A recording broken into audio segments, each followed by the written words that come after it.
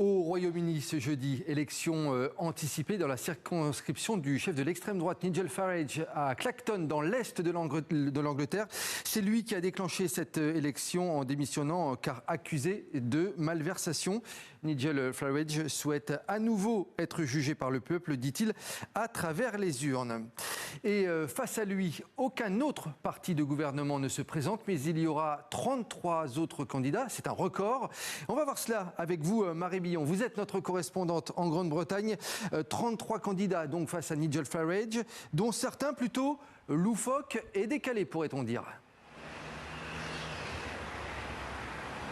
Oui, il y a notamment Nick, l'incroyable brique volante, Woke Trump, Mr Fox, le baron coup de tonnerre et puis le plus connu, le principal rival de Nigel Farage, Count Beanface, le comte face de poubelle. Alors ça n'est pas la première fois que ce candidat issu de la galaxie d'Andromède, un extraterrestre non donc vêtu d'une cape et d'une poubelle sur la tête, est candidat à la députation. C'est la première fois par contre qu'il est pris au sérieux, en tout cas par certains, qui comptent voter pour lui pour finalement dire que le programme d'un candidat à la face de poubelle, finalement, que le programme d'une poubelle résonne mieux chez eux que le programme de Nigel Farage qu'ils jugent xénophobe.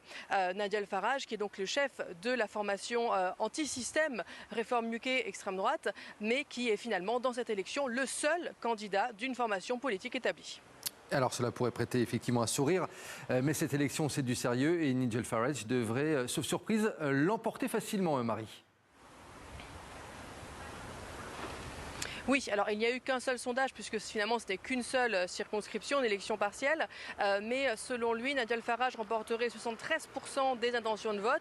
Le Count Beanface, quand même 20% d'intentions de vote. Mais c'est vrai que Nigel Farage est très populaire dans cette circonscription où le taux de pauvreté est très haut, où les opportunités sont basses. Nigel Farage est vu comme un gars sympa qu'on peut rencontrer assez facilement dans les rues ou au pub, même si certains lui reprochent de ne pas tenir de permanence parlementaire à strictement parler. Évidemment, donc il faut rappeler que Nigel Farage était le député de Clacton depuis 2024. Il a démissionné début juillet pour être candidat à sa réélection. Et c'est vrai que sur ce bulletin de plus d'1 mètre de long, ce qui est un record dans l'histoire électorale britannique, c'est à côté du nom de Nigel Farage que le plus de croix devrait être tracé. La correspondance de Marie Billon depuis Londres. Merci beaucoup, Marie.